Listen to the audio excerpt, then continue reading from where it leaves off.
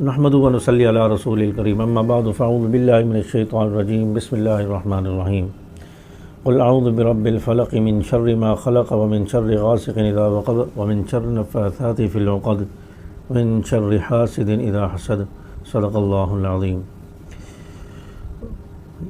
امید کرتا ہوں کہ تمام دوست خیر و عافیت کے ساتھ ہوں گے۔ اللہ تعالیٰ سب کو خوش رکھے، اللہ تعالیٰ عافیت کے ساتھ رکھے۔ میں نے آپ کے سامنے سورۃ الفلق تلاوت کی ہے، تو سورۃ الفلق جو ہے اس میں حاسدین کے بارے میں ذکر ہے، اور حسد یہ ایک بہت مہلک بیماری ہے۔ دنیا میں مسلمان اور جتنے بھی انسان پائے جاتے ہیں تو تین قسم کے انسان ہیں۔ ایک قسم تو وہ ہے کہ جو بالکل نیک، متقی، پرہیزگار، بااخلاق لوگ ہیں، جنتی لوگ ہیں اور متقی لوگ ہیں، صحابہ کرام ہیں، انبیاء علیہ السلام ہیں، تابعین، تبع تابعین، ائمہ، مجتہدین، فقہاء اور تمام آنے والے مسلمان، نیک مسلمان، علماء، یہ سب اس میں شامل ہیں۔ تو پہلی قسم تو نیک لوگوں کی ہے، فَإِنَّ الْجَنَّةَ هِيَ الْمَأْوَىٰ، جن کے لیے جنت کا ٹھکانہ ہے۔ اور دوسری قسم وہ لوگ ہیں کہ جو برے ہیں، جن کی خصلتیں بری ہیں، اس میں کافر بھی، مشرک بھی، عیسائی بھی، مسلمان بھی جو گناہ گار، خطا کار ہے، فاسق ہے، وہ بھی سب اس میں آ جاتے ہیں۔ تو یہ دوسری قسم ہو گئی۔ اور تیسری قسم وہ ہے کہ جو اپنے آپ کو کہتے تو مسلمان ہیں، لیکن ان کے اندر منافقت چھپی ہوتی ہے، دل کے اندر بغض، عداوت چھپی ہوتی ہے، دل کے اندر حسد، کینہ، یہ ان کے دلوں میں پایا جاتا ہے۔ اور یہ لوگ وہ ہوتے ہیں کہ جو مسلمانوں کے ساتھ مل کر، نیک لوگوں کے ساتھ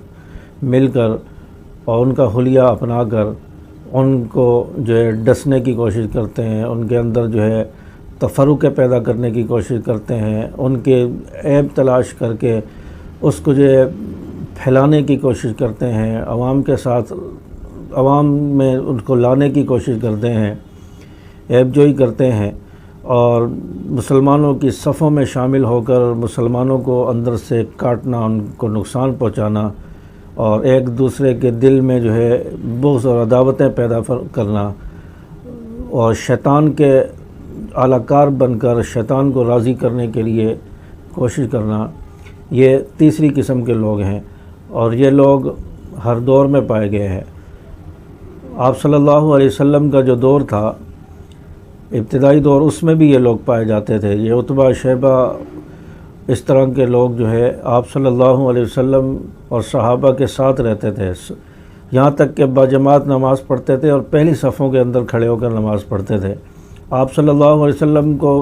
علم نہیں ہے کہ یہ لوگ منافق ہیں، اور آپ صلی اللہ علیہ وسلم کے ساتھ رہتے ہیں۔ آپ صلی اللہ علیہ وسلم بھی ان کو مسلمان سمجھ رہے ہیں، صحابہ سمجھ رہے ہیں، لیکن اللہ تعالیٰ نے اس راز کو فاش کیا اور آپ صلی اللہ علیہ وسلم کو بتایا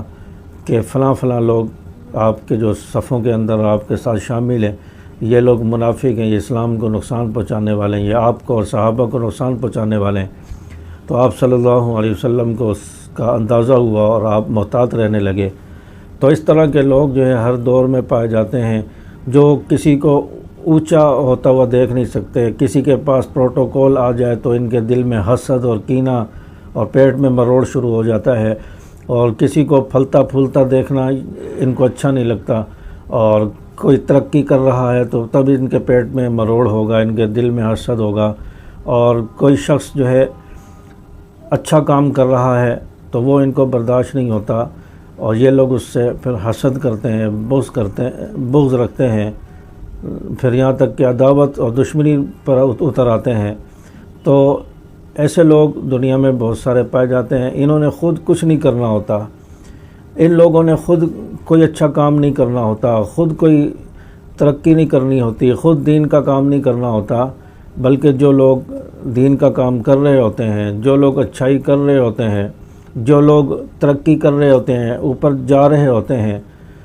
ان کی ٹانگیں کھینچنا ان کا مقصد ہوتا ہے، ان کو نقصان پہنچانا ان کا مقصد ہوتا ہے، اور ان کو جو ہے ان کے خلاف مختلف نازیبہ الفاظ اور نازیبہ حرکات کرنا، یہ ان کا مقصد ہوتا ہے، اور ان کے خلاف کیچڑ اچھالنا ان کا مقصد ہوتا ہے۔ تاکہ دو لوگوں کو آپس میں لڑوا دیا جائے، تاکہ لوگ ان کے ساتھ ان سے متنفر ہو جائیں، لوگ جو ہے ان کو برا بھلا کہنے لگ جائیں، ان کی جو عزت عروج ہے وہ ختم ہو جائے۔ تو اللہ تعالیٰ جس کو عروج دینا چاہے، جس کو ترقی دینا چاہے، اس کی عزت اور ترقی میں کوئی فرق نہیں آ سکتا۔ کوئی کچھ بھی کہتا رہے، اس کی عزت میں کمی نہیں آ سکتی، لیکن حسد کرنے والا یہ حسد کر کر کے اپنی موت آپ مر جاتا ہے اور اندر اندر گھٹ کر مر جاتا ہے۔ تو حسد بہت مہلک بیماری ہے۔ قرآن مجید میں بھی اس کے لیے اس کو سخت جرم اور گناہ کہا گیا ہے، اور قرآن مجید میں بھی اس کی مذمت آئی ہے، حدیث میں بھی اس کی مذمت آئی ہے۔ تو ایسے لوگوں سے انسان کو بچنا چاہیے، اور ایسے شر پھیلانے والے لوگوں سے بھی انسان کو بچنا چاہیے۔ آج کل سوشل میڈیا کے اوپر ایسے بہت سارے لوگ ہیں جو اپنے الفاظ میں جو ہے اچھے لوگوں کی برائیاں کر رہے ہیں، ان پر عیب لگائے جا رہے ہیں، ان پر بہتان باندھ رہے ہیں، ان پر جو ہے غلط الفاظات جو ہے وہ کسے جا رہے ہیں، لکھے جا رہے ہیں۔ تو ایسے لوگوں سے انسان کو محتاط رہنا چاہیے۔ یہ عبداللہ ابن ابی، عتبہ، شیبہ، ابو جہل کا کردار ادا کرنے والے لوگ آج دنیا میں بہت سارے پائے جا رہے ہیں، جنہوں نے خود تو کوئی نیک کام نہیں کرنا ہوتا، خود جو اچھا کام نہیں کرنا ہوتا، جو لوگ کر رہے ہوتے ہیں ان کے خلاف انہوں نے کیچڑ اچھالنے ہوتے ہیں، ان کے عیب انہوں نے نکال کر لوگوں کے سامنے رکھنے ہوتے ہیں، تاکہ یہ لوگ جو ہے ان کو جو ترقی مل رہی ہے، عروج مل رہا ہے، ان کو جو عزت مل رہی ہے، ان کی عزت کو خاک میں ملایا جائے۔ تو الحمدللہ ایسے لوگوں کی سازش سے، ایسے لوگوں کی عیب جوئی سے، حسد اور کینے سے انشاءاللہ کسی کو کوئی فرق نہیں پڑنے والا۔ فرق انہی کو پڑے گا جو حسد کرنے والے ہوتے ہیں، جو بغض رکھنے والے ہوتے ہیں۔ تو اس لیے تمام ویور سے میری درخواست ہے کہ اس قسم کی حسد کی بیماری کو بھی اپنے اندر سے ختم کریں، اور جو حاسدین ہوتے ہیں ان کے شر سے بھی اپنے آپ کو بچائیں، اور ایسے لوگوں کے ساتھ تعلق بھی نہ رکھا جائے، اور ایسے لوگوں سے بچا جائے، اور اپنے اندر سے ہی انسان جو ہے یہ چیزیں ختم کرے۔ تو یہ سورۃ الفلق اللہ تعالیٰ نے حاسدین کے شر سے بچنے کے لیے، اور حاسدین کا حسد اور ان کا شر اللہ تعالیٰ نے اس میں بیان کیا ہے۔ تو اس عادت سے بچنا چاہیے۔ جو پہلی قسم میں نے بیان کی لوگوں کی، جو نیک متقی ہیں، پرہیزگار ہیں، بااخلاق ہیں، جن میں انبیاء، صحابہ بھی آ جاتے ہیں، تابعین، تبع تابعین، اس قسم کے لوگوں کے ساتھ رہنے کا اور ان کی جو سیرت اور کردار اس کو پڑھنے کا، اور ان کے ساتھ انسان شامل ہوئے، ضم ہو جائے، اور ان کی صفات کو اپنانے کی کوشش کرے، تو پھر اس کا ٹھکانہ انشاءاللہ جنت ہوگا، جس کا اللہ تعالیٰ نے قرآن پاک میں ذکر فرمایا، فَإِنَّ الْجَنَّةَ هِيَ الْمَأْوَىٰ۔ تو یہ نیک لوگوں کا ٹھکانہ جنت ہوتا ہے، جنت ہوگا۔ اور برے لوگوں کے بارے میں فرمایا، فَإِنَّ الْجَحِيمَ هِيَ الْمَأْوَىٰ، تو ان کا ٹھکانہ جہنم ہوگا۔ تو اس لیے انسان کو جو ہے نفسانی خواہشات کی بجائے دین کی اتباع کرنی چاہیے، آپ صلی اللہ علیہ وسلم کی اتباع کرنی چاہیے، تاکہ کوئی کسی کو جو ہے نقصان نہ پہنچا سکے، لوگوں کے فتنوں سے، حاسدین کے حسد سے انسان بچ سکے۔